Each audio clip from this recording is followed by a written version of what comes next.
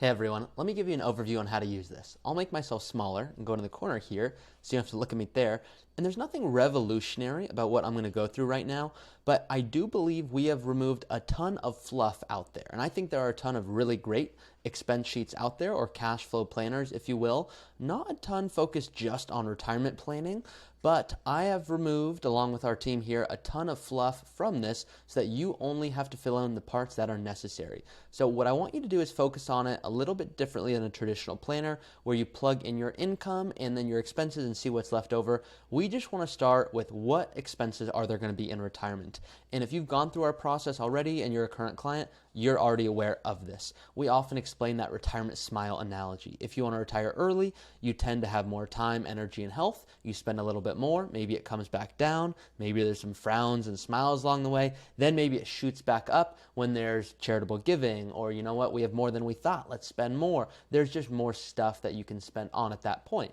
But for most people, they want to start somewhere. And too many people don't start somewhere because they get overwhelmed. So here's how you use this. What I want you to do is you're going to have some expenses here and they're going to be fixed. Now, when I say fixed, it doesn't mean it's never going to go away, meaning mortgage, of course, that might go away, but property taxes might not. So what I want you to do is go through this sheet, and just as an example here, you put $2,000 in gas and electric, $200 water, $100, so on. We go down this list, and you can see it's adding it up right here. So here's your total of your fixed monthly expenses. And you can go down the whole list here, and of course, none of this is completely accurate here. I'm just plugging in some numbers, but you'll go down this list here, probably not $5,000 a month for a car payment, but you can see this is all monthly. You're going to go down this list here, fill out your expenses. This is $3,500. Of course, there's a list for other if you don't see your exact item here. But this is where I want you to start. Just fixed monthly expenses, super simple. Then you have those non-monthly expenses, those variable expenses, gifting. And if you're like, I don't know how much I exactly gift, no one ever does. Don't get hung up on it. But you're like, you know what? Yeah, I tend to give $5,000 a year for gifts. Okay, it's going to put a monthly amount here, and it's going to bring it down here. Property taxes, if that's not already impounded. Okay, yep, $5,000 a year. Okay, here's a monthly amount. And go down the list here. A lot of people will do something known as sinking funds, where what they'll do is they'll save a certain amount every single month and put it towards a vacation fund so that when they take that vacation, it's guilt-free. They've saved for it and it just feels better. Other people don't need to do that. But what you can see here, I like to do this in my personal life.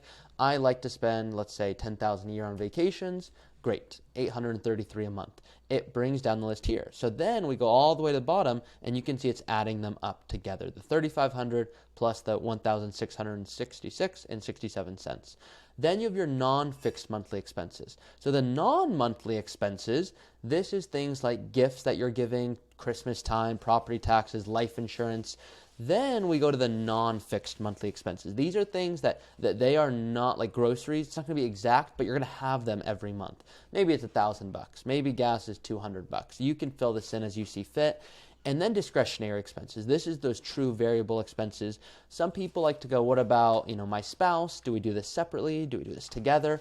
Just do it together for the simple exercise here. But yes, a lot of people will say dining out, you know what, that's another monthly amount here, $1,000 a month. And we could have made this more detailed. You always can, but then you run the risk, of losing the simplicity that I think has a lot of value.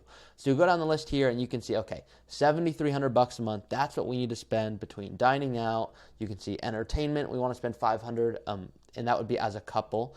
And then you can see other fun money, maybe another $500, and you might go, got it. We need $8,300 a month or so as our kind of template. Here's how much. Make sure that we double, triple checked. We didn't miss anything. And so this is something that if you are reaching out to us, going, how do you even think through retirement expenses? This is where we start. If you're a current client, this, as you know, is something I've asked you to fill out or something you've already filled out up until this point. So hope that this has been helpful and just a quick overview of how to use this. Thanks.